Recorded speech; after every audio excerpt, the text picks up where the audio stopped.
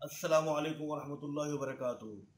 میرا نام حبیب اللہ راجہ ہے اور ہم نے ایک سلسلہ شروع کیا تھا کہ کاروبار سے متعلق فقہی مسائل اور ان کا شرعی حل۔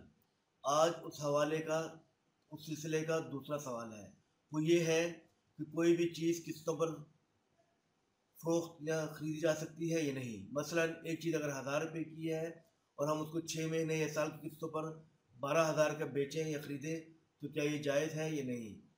تو اس کا جواب یہ ہے کہ قسطوں پر زائد قیمت پر چیز خریدنا اور فروخت کرنا جائز ہے، صرف 2 شرطیں ہیں۔ ایک یہ کہ وہ جو قیمت ہے وہ متعین کر لی جائے، اس سے زیادہ وصول نہ کی جائے۔ نمبر 2، جو ماہانہ قسط یا ماہانہ رقم ہے اس پہ اگر تاخیر ہو جائے تو جرمانہ وصول نہ کیا جائے، کیونکہ وہ جرمانہ یا اضافی رقم سود کے زمرے میں آتی ہے۔ حوالہ درج ذیل ہے۔